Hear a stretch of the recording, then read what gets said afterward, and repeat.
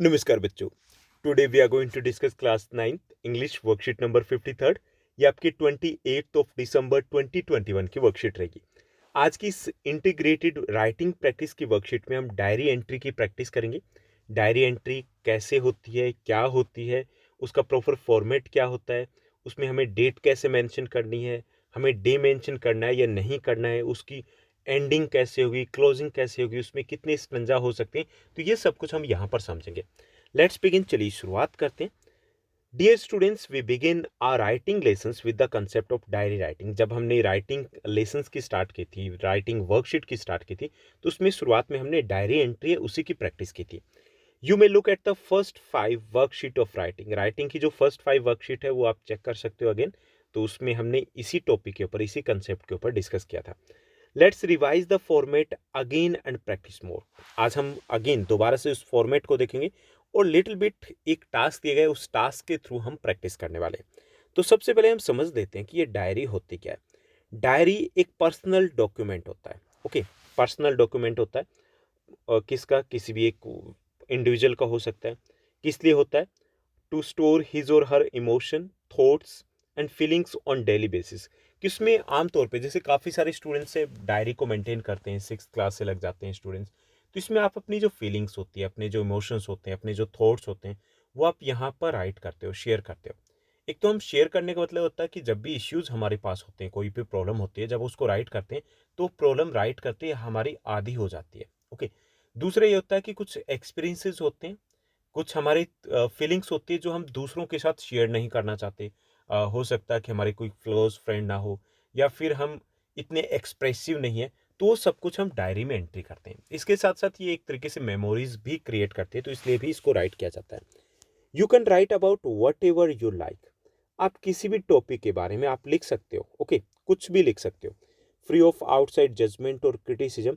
क्योंकि ये personal diary है, कोई और नहीं देखने वाला। तो ना तो कोई क्या सोच रहा है, कोई आपको क्रिटिसाइज नहीं करेगा, कोई आपको जज नहीं करेगा। It should be an extension of your mind, कि आप माइंड में जो चल रहा है वही आप यहाँ पर राइट करोगे, फ्री और सेफ वे से। क्योंकि सेफ है, क्योंकि पर्सनल है, और फ्री वे से क्योंकि कोई और इसको रीड नहीं करने वाला। We are first person narration when making a diary entry because it's document and we write about events from our own point of view। इसमें जितने भी इवेंट्स होते हैं हम अपने खुद के पॉइंट ऑफ व्यू से राइट करते हैं। Views appropriate adjectives and adverbs to convey emotions। इसके अलावा क्योंकि इसमें इमोशन ज़्यादा मैटर करता है, ये हमारे मन की बात होती है, तो इमोशन को एक्सप्रेस करने के लिए हम एडजेक्टिव या एडवर्ब्स का भी यूज़ कर सकते हैं। ओके, तो ये आपकी होती है डायरी।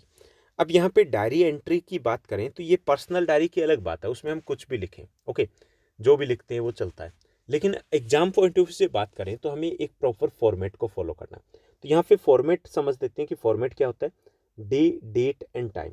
जरूरी कि ये प्रॉपर फॉर्मेट इसी तरीके से हो। सबसे पहले आप डेट मेंशन कर सकते हो ऊपर, डेट के बाद आपका डे हो सकता है, उसके बाद आपकी जो टाइम हो सकता है। क्लियर, इस वे से भी कर सकते हो। इसमें आप ऊपर अगर प्लेस भी मेंशन करना चाहो तो वो भी मेंशन किया जा सकता है। अदरवाइज आप date, then day and time mention करोगे, उसके बाद एक ब्लैंक लाइन आएगी, सैल्यूटेशन हो जाएगा, dear diary, hello diary. Okay, ये आपका सैल्यूटेशन रहेगा। उसके बाद ये आपका मेन कंटेंट रहेगा। कंटेंट है, there is no boundation about the strength कितने होने चाहिए। सिंगल हो सकता है, डबल भी हो सकता है।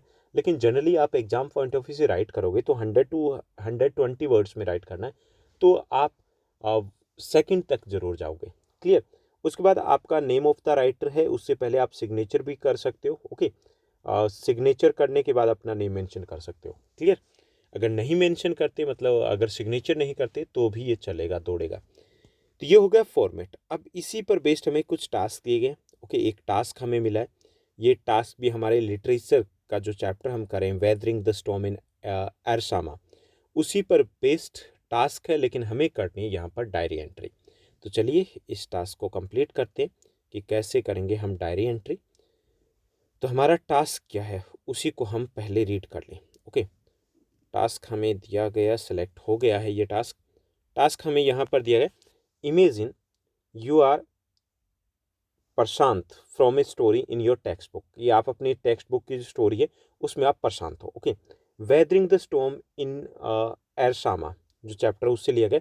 You have just arrived back to your village, कि आप अपने गांव में अभी आए हो।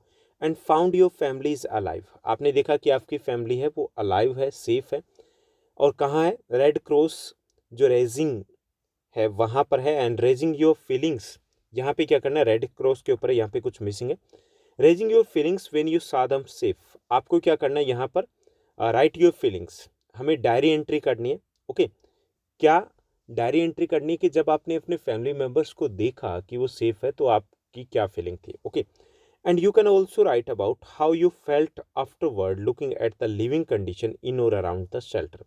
उसके बाद हमें यह भी मेंशन करना है कि जब लिविंग कंडीशन आपने देखी इन और अराउंड द शेल्टर तो आपको कैसा फील हुआ। ओके, तो ये सब कुछ हमें मेंशन करना है। ये जो क्वेश्चन है इसमें कुछ वर्ड्स मिसिंग है। अब हम डायरी एंट्री करते हैं कि कैसे की जाएगी। तो इसमें देखिए सबसे पहले आप यहाँ पे डेट मेंशन करोगे। क्लियर? जो डेट मेंशन की जाएगी सबसे पहले 28 दिसंबर 2021। इसमें ये ध्यान रखना है कि 28 दिसंबर आपने 12, 21 ये फॉर्मेट नहीं यूज़ करना। ओके, 28, 12 इस टाइप से भी आप मेंशन कर देते हो तो ये फॉर्मेट भी हमें यूज़ नहीं करना। हमें प्रॉपर फॉर्मेट के साथ ही इसको राइट करना है। ओके, 28 दिसंबर 2021 सैटरडे 8 PM ये हमने टाइम मेंशन कर दिया। जनरली कई बार ऐसा भी होता है कि टाइम मेंशन नहीं होता, लेकिन टाइम मेंशन आपको करना है एग्जाम पॉइंट ऑफ व्यू से। उसके बाद आपका एक ब्लैंक लाइन आएगी, उसके बाद सैल्यूटेशन डियर डायरी। ओके, और उसके बाद अपना कंटेंट रहेगा। ओके, कंटेंट क्योंकि हम टू द पॉइंट, इसमें कोई फॉर्मेलिटी नहीं करनी होती, तो सीधा हम अपने टॉपिक के ऊपर आ जाते हैं।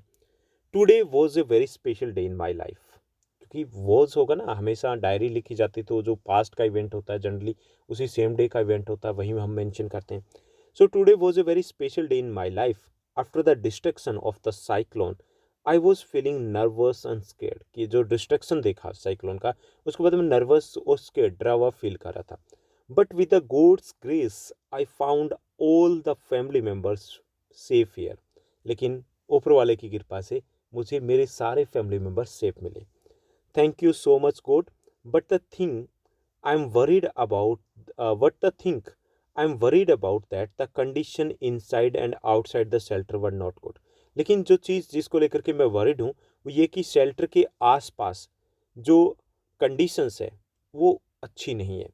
Taking care of the cleanness is necessary to stop the epidemic at this time, कि जो पैंडमिक है उसको अगर हमें कंट्रोल में करना है तो उसके लिए बहुत ज़रूरी है कि हम आसपास सफाई रखें।